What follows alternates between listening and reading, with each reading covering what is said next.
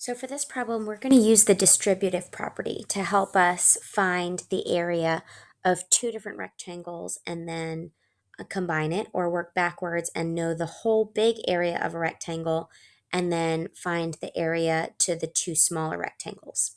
So stay with me here. We're going to go ahead and know that we are allowed to use, let's say, 60 square feet. And so I think backwards and I think what two numbers multiply to equal 60. So I know that 10 times 6 equals 60. And that's how you find the area of this big rectangle. Now I have to use the distributive property to help me understand how to decompose this rectangle. So, as you remember or may remember, the distributive property is a strategy that can help us with our decomposing of this rectangle. I need to give one of these numbers, it doesn't matter what factor, a castle. So I'm going to say, what two numbers, let's say, add up to 10? 5 plus 5. So then, this factor has a castle. So this factor is feeling a little left out. It needs a crown. That's just Mrs. Zelenak's way of helping you remember that this factor, we need to multiply those numbers on the bottom. So I'm going to go ahead and do that, and I'm going to do 6 times 5 is 30. 6 times 5 is 30. Remember, partial products, part of your product. Now here's your whole product. 60 square feet, same as above. So if I used that distributive property to help me figure out the answer to my product, my answer to this equation, which I got my product, then I'm going to use that to help me decompose my rectangle.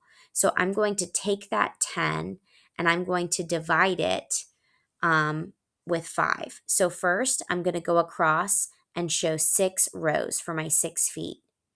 So because I already have a rectangle, I'm going to draw one last line, 5 lines to make 6 rows. That's 2, 3, 4, 5, and 5.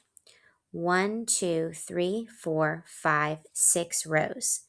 Now I need to show 5 columns plus another 5 columns. So let me use another color for you.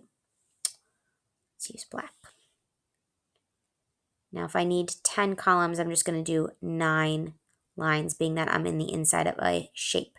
So I have 2, 3, 4, 5, 6, 7, 8, 9. Now, if you're working with graph paper, all you have to do is count your squares. And you would count out 5 and then 5 in the other direction. And then you would see that 5 plus 5 equals 10. So now, I know this is looking a little wobbly over here. Sorry, I'm trying to work on my screen. So now I'm going to go ahead and shade in my first rectangle, my 5 by 6, using the distributive property to help me. So I'm going to go down 6. 1, 2, 3, 4, 5, 6. And remember, this is a special one. You get to count it twice, going across now. You don't want to leave it out. It'll feel sad. 1, 2, 3, 4, 5. And so now we have a rectangle of 6 by 5. Well, 6 by 5 equals 30. So I'm going to go ahead and label that with 30 square feet.